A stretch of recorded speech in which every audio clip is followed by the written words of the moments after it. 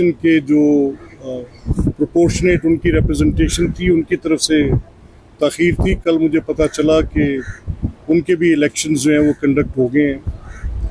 आपके इल्म में है कि एक बड़ी बुरी रवायत जो पीछे पड़ गई थी जब पिछली असम्बली थी, तो उसमें leader of opposition by virtue of his office Punjab assembly में PAC 1 पब्लिक अकाउंट्स कमेटी 1 के चेयरमैन होते हैं। तो हमने जो लीडर ऑफ अपोजिशन अभी हैं उनके लिए वो चेयरमैन PAC 1 होंगे, और जो बलिहाज उन्होंने अपने बाकी किए हैं तो वो स्टैंडिंग कमेटीज़ का मरहला भी पूरा हो रहा है। ये आज का जो सेशन है ये कॉल किया अपोजिशन के रेक्विजिशन ने, इम्पोर्टेंट एजेंडा है। तो इसमें भी आपके साथ ये, क्योंकि असम्बली के साथ जुड़ी चीज़ें, आपने देखा कि आज PDU का भी एक मैप जो आज एक बड़ा इम्पोर्टेंट इवेंट था, आप लोगों ने उसे कवर किया सारा दिन। तो पूरी एक संजीदा एफर्ट कर रहे हैं कि अवामी मसाइल के हल के लिए जो बेहतरीन कोशिशें हो सकती हैं, और उसमें आप तमाम दोस्तों का भी एक बड़ा किरदार है जो मीडिया के दोस्त प्रेस गैलरी से कवर करते हैं। तो दिस इज़ इट। जो आज मुझे भी किसी दोस्त ने कहा the reason I needed to, मुझे आपसे बात करनी आज इस पड़ी, तो उसमें आज कुछ अखबारात में गालिबन ये खबर थी कि जो PAC 1 के चेयरमैन इलेक्ट हुए हैं उनको तो जब सुप्रीम कोर्ट का फैसला आया और हमारी अंडरस्टैंडिंग थी कि he ceases to exist as the leader of the opposition, तो उस पर फिर हमने जब निशावरत की और तमाम कानूनी निकात को देखा, तो फिर ये बात हमारे पास क्योंकि उनका जो ऑर्डर था जो मैंने किया था वो विड्रॉल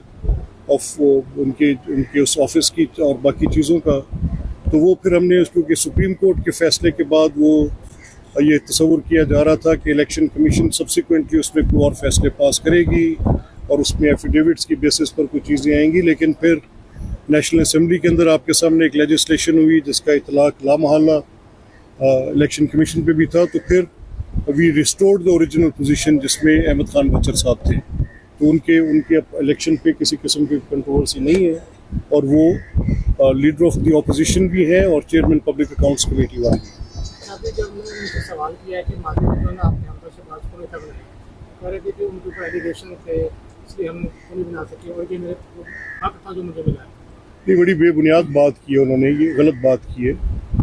उनमें से कोई एक इल्ज़ाम साबित नहीं हुआ। इस पर तो अहमद खान बचर साहब को बहैसियत लीडर ऑफ अपोजिशन उनसे एक पब्लिक अपॉलजी करनी चाहिए कि उनकी हुकूमत के, जब उनकी हुकूमत थी, इमरान खान की गवर्नमेंट थी, उनको 3 साल तक उन्होंने इलीगल कन्फाइनमेंट में हद से बेजा में रखा, और फिर जब कोर्ट के अंदर गए तो कोई एविडेंस नहीं थी, कोई प्रोसिक्यूशन अपने केस में कोई एक दलील साबित नहीं कर सकी, और बिल्कुल उनकी एक्विटल्स हुए। तो इस पर तो मेरा ख्याल है कि अहमद खान बचर साहब को कुछ थोड़ी मॉरल करेज दिखाते हुए, मैं गवर्नमेंट तो नहीं हूँ और ना मैं पार्टी का नुमाइंदा हूँ, तो मुझे तो मेंटेन करना है एक राइटफुल पोजीशन को एज स्पीकर। तो अगर ये मैं अहमद खान बचर के लिए उनको ये बतौर लीडर ऑफ ऑपोजिशन उनके इस हक को तस्लीम करते हुए उनके पास जा रहा हूँ और उनको दे रहा हूँ,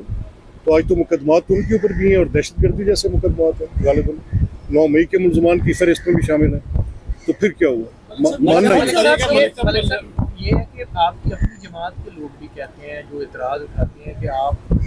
नून लीग की बजाय ज़्यादा अपोजिशन को, जैसे उनके अरकान को आपने मुअत्तल किया फिर बहाल किया।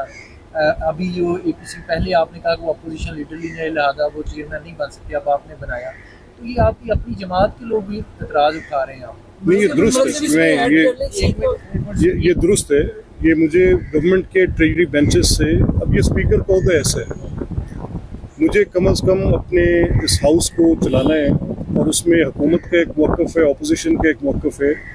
तो जब किसी एक की बात सुनी जाती है, दूसरे की नहीं सुनी जाती, तो एक फ़रीक को लाजमी तौर पे उस पर एतराज़ आ जाता है।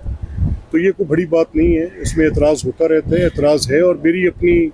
बेहतरीन कोशिश ये है कि ये मेरिट पे चीज़ें चलें, जो हक ऑपोजिशन का है ऑपोजिशन को मिलना चाहिए, जो गवर्नमेंट का सुप्रीम कोर्ट में जजों की तादाद बढ़ाई जा रही है, बिल आ रहा है। पंजाब में भी केस बहुत ज्यादा पड़े हैं, क्या हाई कोर्टों में कोई ऐसा बिल पंजाब असेंबली में आएगा कि बिलों की जजों की तादाद बढ़ाई जाए? देखें, ये बाइस से तशवीश है कि लाखों की तादाद में मुकदमात हैं जिनका फैसला नहीं हो पाता, और हुकूमत की अवलीन तरजीह ये होनी चाहिए मेरी राय में, तो ये मेरा मशवरा होगा उनसे कि आप जितना इंफ्रास्ट्रक्चर अदालतों का बढ़ा सकते हैं आपको बढ़ाना चाहिए, जितने मज़ीद जजेस तैनात किए जा सकते हैं उनको किया जाना चाहिए, उनकी तादाद बढ़ानी चाहिए, ताकि वो लोग जो लिटिगेंट्स हैं जो कोर्ट्स में जाते हैं उनको ये एक तकलीफ़ में से कई सालों तक मुकदमात का फ़ैसला नहीं किया जाता। तो इसके लिए ये ज़रूरी है कि हुकूमत अपने वसाइल को उनका रुख इस तरफ करे। ये क्रिमिनल जस्टिस सिस्टम में, सिविल लॉज के केसेस में, हाई कोर्ट्स के अंदर आप कचहरियों की हालत तो देखें जाकर। आप तो मेरे सारे भाई आप असेंबली कवर करते हैं, लेकिन मैंने ये ड्यूल हेड पहने रखा है, मैं अदालतों में भी जाता था बतौर स्पीकर के ओहदे से पहले। मैंने ये देखा कि एक बड़ी तकलीफ़ है, ना वहाँ पे वर्किंग एनवायरनमेंट है, वहाँ पर पैसे लगने चाहिए, वहाँ पर लिटिगेंट्स के लिए सहूलियात का बदतरीन सूरत हाल है। वहाँ पे बार काउंसिल्स को आप देखें, जो वकला वहाँ काम कर रहे हैं उनकी working environments to the lowest ebb हैं। वहाँ पर कोर्ट्स के अंदर जाते हैं तो सर शर्म से झुकता है कि एक मैजिस्ट्रेट साहब की कोर्ट है, एक सिविल जज साहब की कोर्ट है, may it be the court of the sessions जज, और हायर कोर्ट्स में पाइल्स लगे हुए हैं, वो आप ज़मीन से लेके छत तक पाइल्स लगी हैं, सब आपने देख रखे हैं। तो ये जजेस की तादाद चाहे वो सुप्रीम कोर्ट में है, हाई कोर्ट में है, तो ये पहला सवाल तो ये तय करें कि क्या ज़रूरत है, और अगर ज़रूरत है तो फिर उसको सियासत की नज़र ना करें। फिर आप अगर ये फैसला आप करते हैं, दुरुस्त फैसला करते हैं, तो उस पर फिर डट के खड़े हों और उस फैसले को उसको अमली जामा पहनाएं।